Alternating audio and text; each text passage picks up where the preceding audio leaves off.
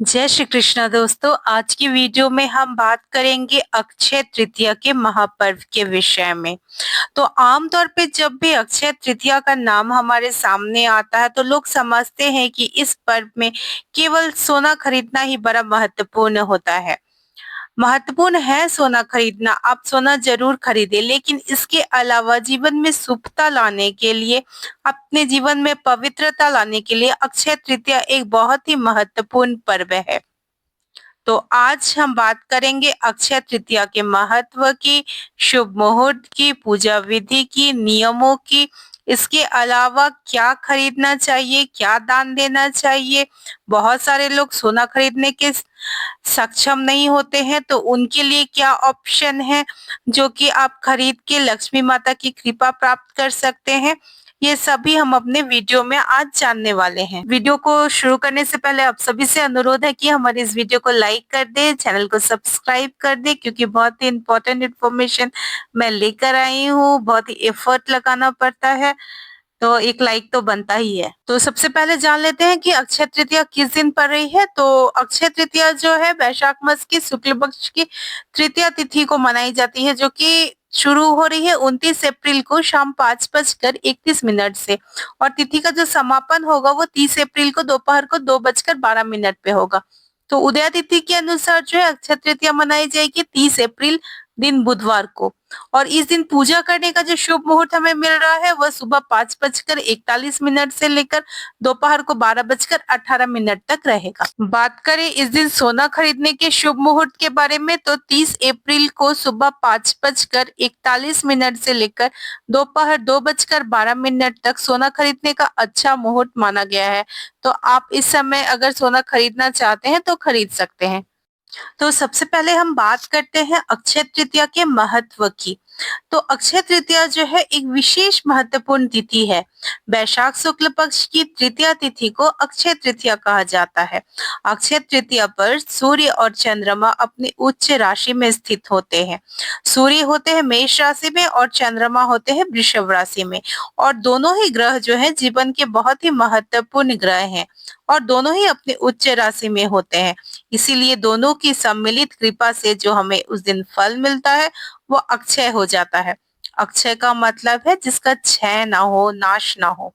इसीलिए माना जाता है कि अक्षय तृतीया पे आप जो भी काम करते हैं उसके परिणाम का क्षय नहीं होता, अर्थात उसका परिणाम कभी नष्ट नहीं होता।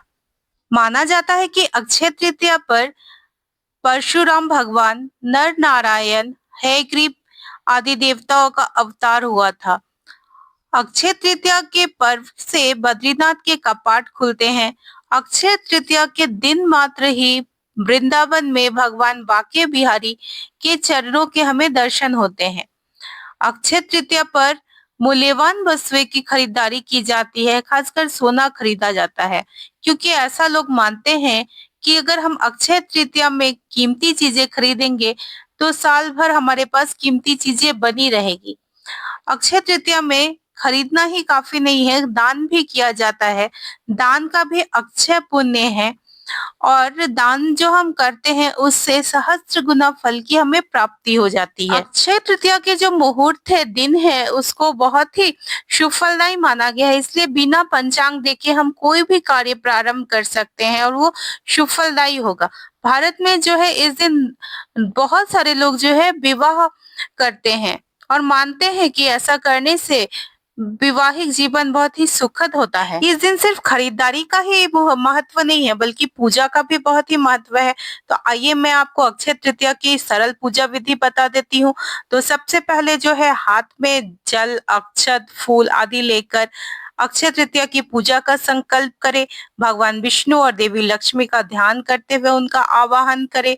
अगर संभव है तो भगवान विष्णु और माता लक्ष्मी को पंचामृत से अभिषेक करें, फिर शुद्ध जल से स्नान कराएं, लाल वस्त्र अर्पित करें माता लक्ष्मी को, उनका श्रृंगार करें। भगवान विष्णु को पीला चंदन और माता लक्ष्मी को जो है कुमकुम का तिलक लगाएं। भगवान विष्णु और माता लक्ष्मी को फूल अर्पित करें। अगर आपके पास सफेद फूल है तो माता लक्ष्मी को अर्पित करें, और पीले फूल है तो भगवान विष्णु को अर्पित करें। पूजा में तुलसी दल जरूर शामिल करें। धूप और दीप जलाएं। सत्तू, खीर, मिठाई और ऋतुफल अर्पित करें।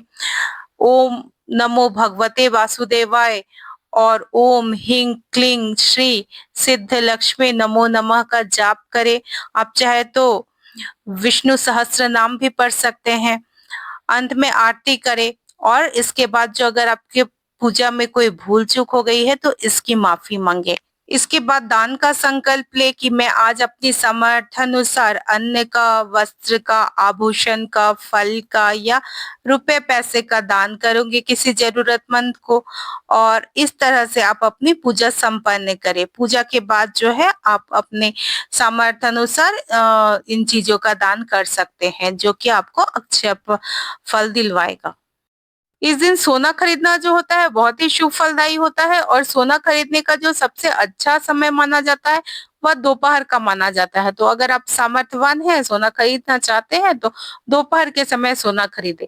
अगर आप इतने समर्थ नहीं है कि सोना खरीद सके तो धातु की किसी अच्छे धातु की अर्थात चांदी, पीतल या तांबा इत्यादि भी आप खरीद सकते हैं। इसके अलावा आपको इस दिन धनिया और हल्दी हल्दी की गांठ आपको जरूर खरीदनी चाहिए।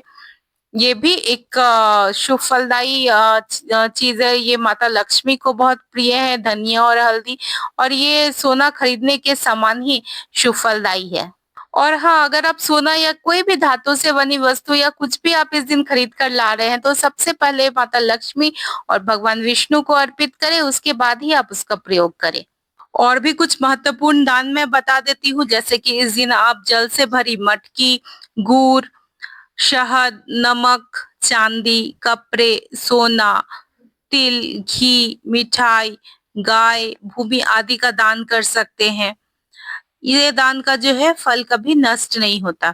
अगर आपकी चंद्रमा की स्थिति कुंडली में ठीक नहीं है तो अक्षय तृतीया पर आप सफेद वस्तुओं का दान कर सकते हैं, जैसे कि दूध, दही, शक्कर, खीर, मोती, शंख, सफेद कपड़ा आदि का दान कर सकते हैं। इससे जो है आपकी चंद्रमा जो कुंडली में खराब स्थिति में है वह शुभ फलदायी हो जाती है।